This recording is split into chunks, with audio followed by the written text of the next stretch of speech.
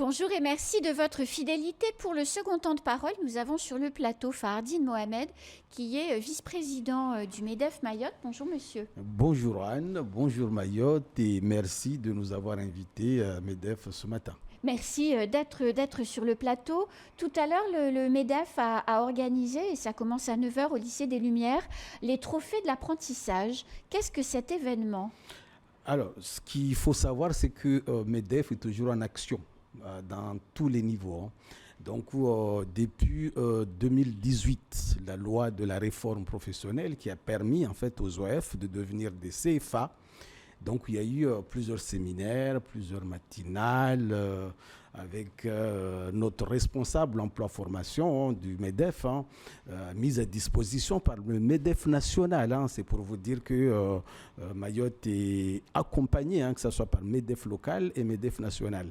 Et à partir de là, on a pu sensibiliser les clubs RH de toutes les entreprises adhérentes du MEDEF. Et il y a eu des sensibilisations sur la thématique justement de l'apprentissage, en sensibilisant tous les acteurs. Et aujourd'hui, 2 ans, voire même 3 ans après, on voudrait féliciter, on voudrait récompenser, parce que c'est toute une énergie derrière, par les maîtres d'apprentissage, par les entreprises. Vous voyez, quand on accueille un jeune, c'est de l'investissement. Donc, l'idée, c'est de leur dire, on est là. Et voilà, on fait du travail. Vous pouvez nous réexpliquer en quelques mots ce qu'est l'apprentissage ? Alors, l'apprentissage aujourd'hui est incontournable. Quand on entend le discours du gouvernement, tout le monde veut rattraper leur retard en matière de la compétence, en matière de l'insertion. Tout le monde veut atteindre l'Allemagne parce que l'Allemagne, depuis plusieurs années, elle a compris qu'en formant, en travaillant, en étant dans les entreprises, en pratiquant dans les entreprises et tout en allant dans les centres de formation CFA pour la partie théorique et aspect un peu pratique. Donc, l'idée de l'apprentissage, c'est quoi ? C'est concilier la partie pratique dans les entreprises et la partie théorique dans les centres de formation. Donc, ça permet une meilleure réussite, en tout cas une meilleure insertion.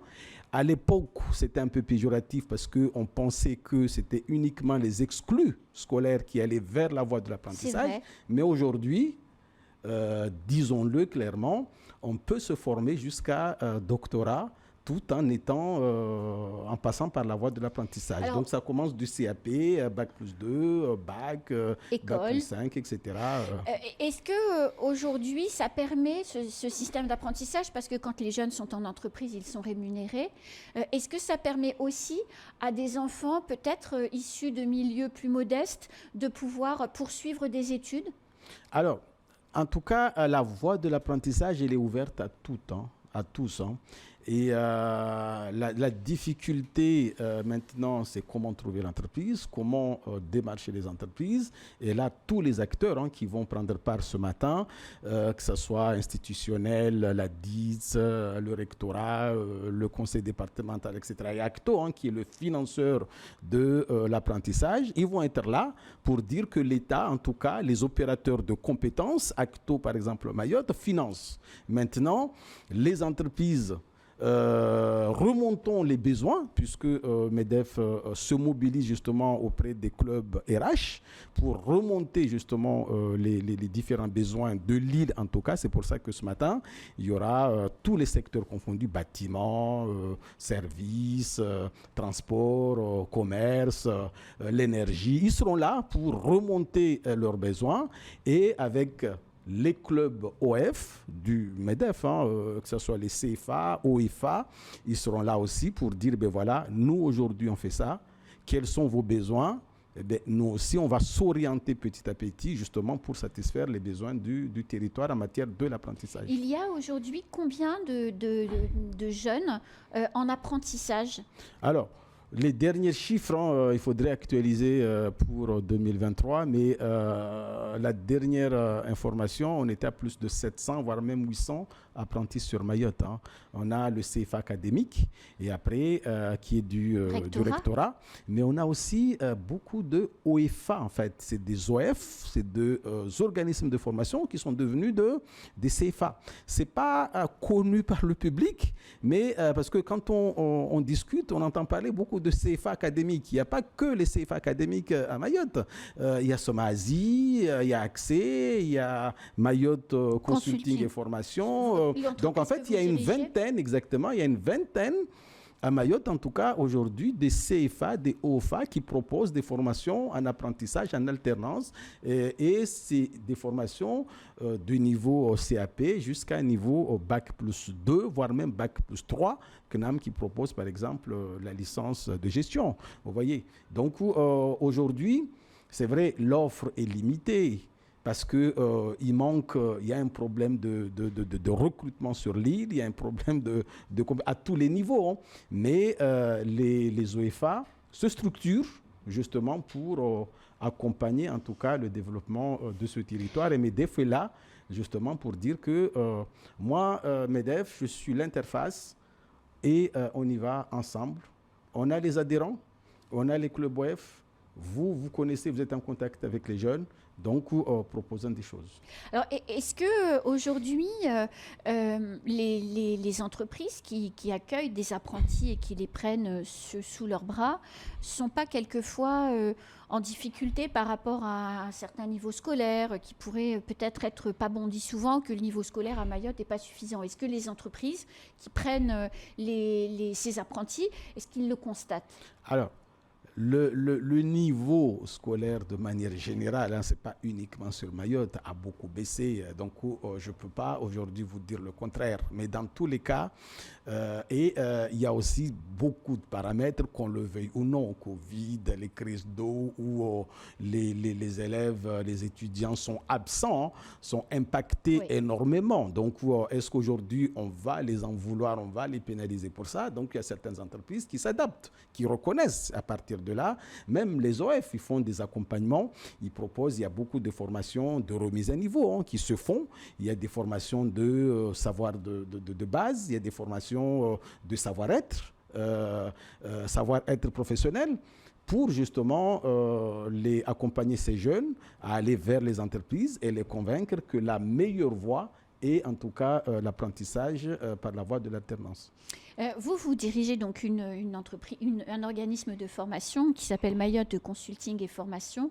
Vous proposez un BTS de comptabilité, c'est ça? Alors, nous, au sein de notre structure, on propose la formation de BTS comptabilité Bac plus 2 en alternance depuis 3 ans, où les jeunes sont chez nous une semaine et une semaine en entreprise et en centre. On propose la formation d'assistant aux ressources humaines, pareil, de niveau Bac plus 2, la formation de gestionnaire comptable et fiscal et la formation d'agent de propriété d'hygiène, et les autres clubs. Enfin, il y en a qui sont spécialisés, SMFP est spécialisé dans le commerce. Il y a Accès qui s'est spécialisé dans tout ce qui est domaine de numérique et la formation des formateurs, par exemple. Il y a aussi Créa Pépite. Donc, il y a tout un panel d'offres, en tout cas, portées par le club OF du MEDEF. Et l'idée aussi, c'est pour ça que l'idée de se retrouver ce matin avec toutes les entreprises, avec toutes les personnes qui peuvent apporter leurs réflexions pour nous permettre, nous, en tant qu'OFA, en tout cas, d'en prendre compte et de réfléchir comment améliorer en fait, et comment développer des offres nouvelles. Les élèves qui sont diplômés, donc qui sont de futurs jeunes travailleurs, ils trouvent du travail?